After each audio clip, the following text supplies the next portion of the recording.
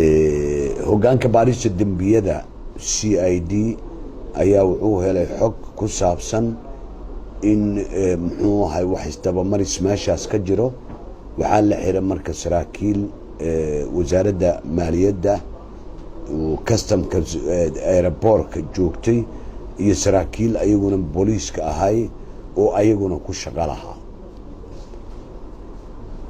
kiiskaas baaristiisu waxay ka socotaa hoggaanka baarista dembiyada CID ayaa wada muxuu ahaa natiijada ka soo baxdana waxaa loo gudbin doonaa haddii rabbiga awoodda la ogolaado maxkamadda awoodda u leh qaadista kiiskaas.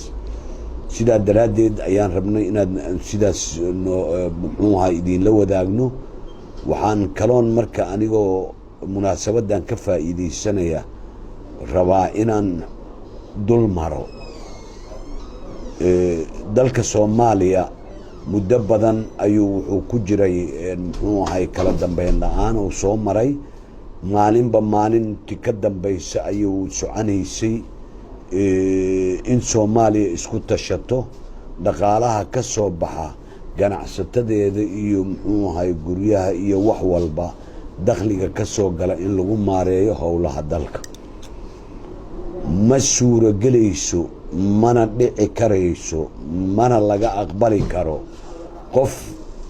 qofkii masaakiinta ahaa ee aad ogtihiin hooyayaashiin iyo muxuu ahay yaayada ku gedaysa suuqa bakaaraha iyo wixii lamida oo ganacsi ku jira nooc kasta ha noqdaan miisaan kasta ha lahaadaan inta canshuur bixiyayaasha wixii ay ayagu lahaayeen intay ugu tala galeen in dawladda lagu cover gareeyo howlaha dawladda lagu socodsiiyo qarannimadina dib loogu soo celiyo in qof inta soo qaato lagu aaminay inuu jeebkiisa gashado oo asaga ku munaaficiido hay haatay ka tahay waddanku shuruucuu leeyahay.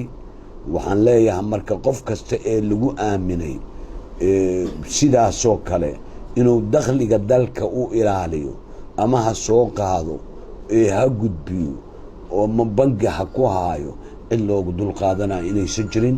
qof kasta waa og yahay sharciga shuruucda dalka ka taalne muxuu ahay qodobka 5 ee xeerka ciqaabta Soomaaliyeed wuxuu leeyahay qof kasta ee Soomaali ah ama ku nool dalka Soomaaliya lagama aqbalayo shuruucda dalka u taal ma aqaan motivation u noqon mayso.